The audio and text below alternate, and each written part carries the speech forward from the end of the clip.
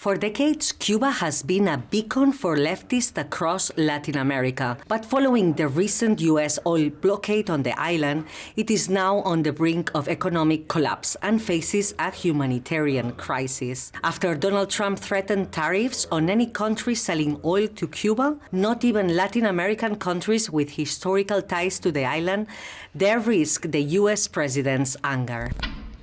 In January, Cuba lost its staunchest supporter and main oil supplier, Venezuela. Following the arrest of Nicolás Maduro, Trump threatened special tariffs on any countries which would supply oil in its stead. Cuba used to count on the backing of other left-wing Latin American countries, but there are fewer and fewer in the region. Chile was the latest nation to shift to the right after elections last December.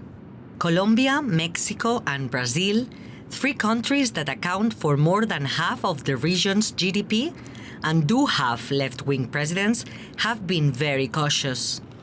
Cuba got its last confirmed delivery of oil from Mexico on January 9, 6 days after Maduro was detained. There have been no shipments since. To find out more about why these former friends are abandoning Cuba, we asked Christopher Sabatini, Senior Research Fellow for Latin America at Chatham House, for his take. Honestly, part of this has to do with the fact that the Trump administration is overwhelming the hemisphere. It has picked Venezuela as its first case study in what is not so much regime change, but more the removal of a president that the Trump administration didn't like. And now it's focusing on Cuba. So there isn't much space for other leftist governments of the region to get involved. Many of them in the past have been quite forgiving of Cuba for human rights abuses, for its economic collapse. And now they're not in a particularly strong position to try to mediate any potential solution. So this is both the Trump doctrine, if you will, in action, as well as the weakness of regional diplomacy that we've seen now for decades that has refused to take a more constructive position on Cuba, a constructive position that could have ensured greater space for human and political rights, as well as even potential economic openings. Those have been left behind. So unfortunately, we're left with a Donald Trump policy that is being driven entirely by the United States towards really uncertain ends and, quite frankly, quite dangerous ends. Mm-hmm. There are some big countries in the region. Some, for example, together represent more than half of the GDP of this region. Mexico, Colombia, and Brazil together, which do still have left-wing governments. But they are quite cautious at the moment when it comes to Cuba. Mexico is engaging in some cautious negotiations and backdoor channels between the Cuban government and elements of the Trump administration in Washington. But yes, Brazil and Colombia remain very distant. Part of that, again, is because, honestly, the U.S. government doesn't necessarily trust them. In the case of Brazil, on July 28th, 2024, there was an election in Venezuela. The opposition, it was demonstrated by a number of sources, clearly won. But the Venezuelan government refused to accept those results.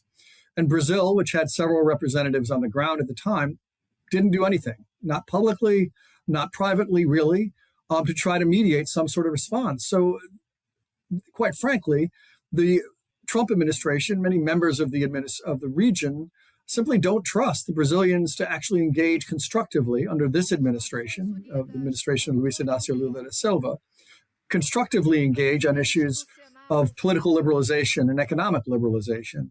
So it's left now to Mexico, which has been trying to do this for long-standing reasons of the ideological connection and historic connections between the Mexican governments of the past and the Cuban Castro regime. And Colombia is engaged in its own relationship, but that is also a very difficult relationship with the United States that it has to protect and not look like it's intervening to derail any U.S. policy. But again, maybe heading towards potential disaster, but is one in which the Colombian government simply is on the margins of, on the sidelines of, and the U.S. government is very happy to leave them there. Recently, Trump organized this meeting in Florida. He called it the Shield of the Americas, and the leaders of these three countries, so Petro from Colombia, Claudia Sheinbaum from Mexico, and Lula da Silva from Brazil, were not invited. So what kind of message, should we interpret this? Well, first, let's look at the impracticality of the Shield of the Americas. In that case, the intent was to bring together heads of state or security and defense ministers from the region, but excluding Brazil, Mexico, and Colombia, as you mentioned, to try to mobilize them in the fight against narcotics that are entering the United States, which the U.S. is one of the primary consumers of those narcotics and the drive for that market. But they excluded three of the largest countries that are actively involved in either the production or shipping. Fentanyl and cocaine pass through Mexico. Fentanyl is produced in Mexico with precursor chemicals coming from China. Cocaine is basically produced primarily by Colombia. And the PCC, the gang based in Sao Paulo, has now become a trans-regional criminal gang involved in all sorts of illicit activities, including the trafficking of drugs. So not having them at the table for a conference that was supposed to be dedicated to strengthening U.S. and regional ties to combat narco trafficking didn't make any sense, except for the fact that these are not ideological allies. And this is where I think we get to the real problem with this, which is the Trump administration is primarily trying to create an alliance of like-minded governments and presidents and heads of state from the Caribbean and Latin America that are Trump adjacent, that are aligned with his policies and even some of his approach to politics.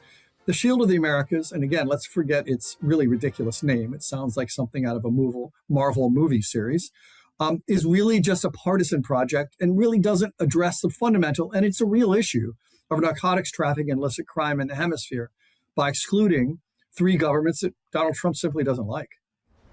And the latest bigger election was in Chile. It happened in December in 2025. And there we also saw a shift to the right after some years of left-wing government. So how isolated is Cuba at this moment when it comes to its neighbors? Cuba is isolated, very much so. The right-wing governments simply don't want to embrace Cuba. There was a time when even conservative governments in Latin America were willing to remain quiet on Cuba, not to stand up and talk about human rights abuses in Cuba, or the fact that the same party has been in power without any real elections for 67 years. But now they simply don't want to get engaged because they don't want to look like they're standing in the way of Trump's rather confused but clear attempt to try to force some form of change within Cuba. And on the left, as I mentioned, the left is out of the game, primarily because of its own failures to really stand up effectively for Cuban citizens instead of for the Cuban government. Mm-hmm. On top of this, we talked about it at the beginning. Of course, the biggest blow was Venezuela. When everything happened at the start of 2026, Cuba lost its staunchest supporter for years. So how much of a blow is that? It's a serious blow. Basically, what the United States did when it came in and removed Nicolas Maduro and created an interim government under the Vice President, Delcy Rodriguez, they had a number of demands. It doesn't seem that elections or democratization are top priority of those lists, but one of the primary demands was to cut off Venezuela's cheap oil that it was sending to Cuba. Originally, under the Hugo Chavez government, that was about 100,000 barrels per day, half of which Cuba used for its own consumption, half of which it sold on the global markets for a profit to generate hard currency. That oil giveaway had been reduced to about 40,000 barrels a day by the time Trump removed Nicolas Maduro. So Cuba was already in the midst of a humanitarian crisis sparked by the decreasing amount of oil that it was receiving, as also because of the decline in tourism after COVID in 2020.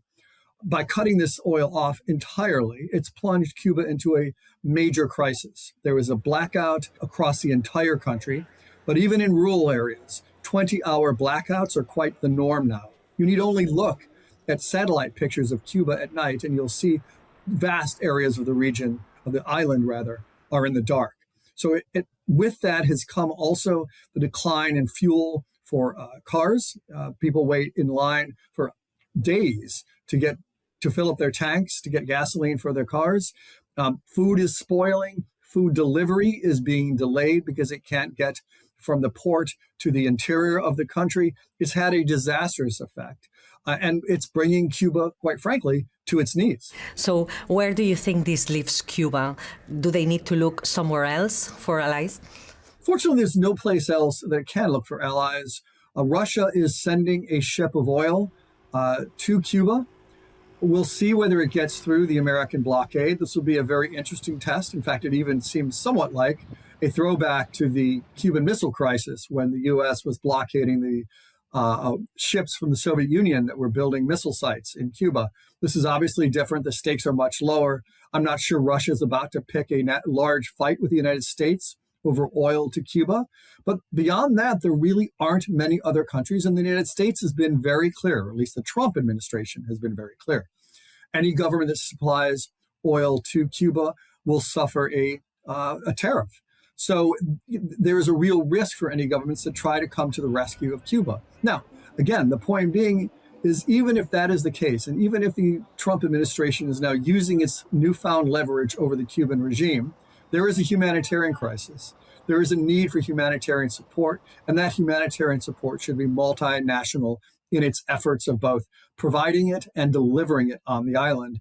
And unfortunately, given the Trump administration's very loud threats to other governments, I don't see anyone else even providing the most minimal form of humanitarian assistance, when honestly, the country needs much, much more than the trickle that's being provided, even under a plan which is kind of half-cooked, honestly, a plan that would allow the oil to be received and delivered by the very small private sector in Cuba. So no one's coming to Cuba's rescue. This is entirely being Trump-driven, except for some diplomatic back-channel negotiations going on between Mexico, Cuba, and the United States. Thank you very much, Christopher Sabatini from Chatham House, for joining us and for all the insight that you gave us. Thank you, Laura.